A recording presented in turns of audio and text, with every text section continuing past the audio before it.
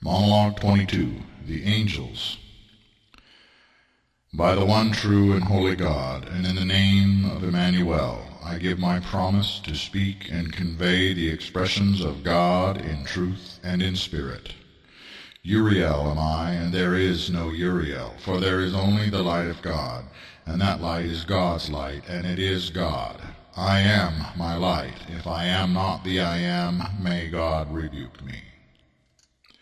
Emmanuel, God is with us, and God is among us, is as a lamb, or rather a shining white ram, with 7 horns and 7 eyes.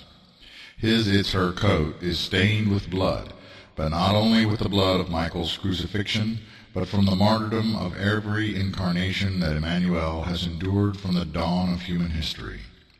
The Lamb of God has come repeatedly, and most forms are unrecorded in history. Many times its message appeared and vanished. Martyrdom is not only to die for God, but harder still is it to live for God, suffering indignation, mockery, rejection, loneliness, and isolation for the word and the cause. Yet angels, great and small, have been present among men, a shard of their true selves, from times immemorial, and many have given their lives, human lives, to serve the greater good. Many others have been seduced to the sensualism of mankind, and so angels are seen to walk the realms of airy paradises, and in the shadowy regions, given over to serve other masters, for angels by our nature are servants and are rarely without a master. The danger in taking human form is amnesia. At heart we remember our mission as an urging or obsession, yet we have forgotten our true identities. The flesh is a trap of spirit, and has its own urges, the compulsions of the soul, which are counter to the yearnings of the higher being, and so angels in flesh sometimes get lost along the path and buy into the illusions and get caught up in the cycles of life, death, and reincarnation. Others, however, choose to rebel for want of mortal pleasures or a desire to be as gods. For an angel to want for human pleasures is as a man wishing to have sexual relations with apes, a detestable thing indeed.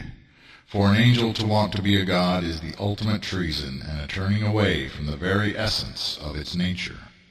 So no angel in human form is without sin, and each wrestles with the desires of flesh like any man or woman, for that part of the angel that enters a human form has forgotten who it is.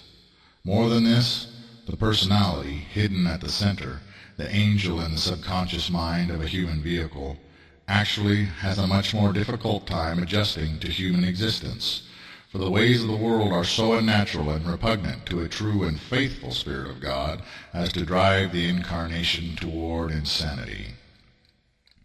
Depression, withdrawal, suicidal ideations, anxiety, social phobias, and a constant state of internal strife or inner division are frequently experienced by angelic intelligences in human vessels.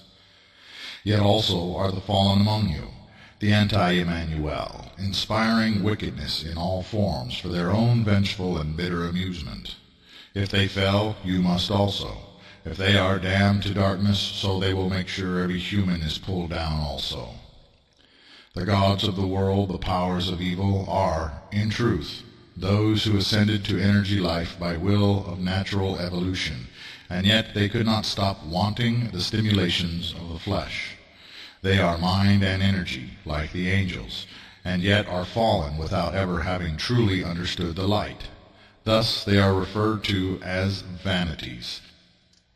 For they are indeed very vain, and they are of elemental nature, for they are dependent on and addicted to the dramas of the material world, and quasi-substances thereof.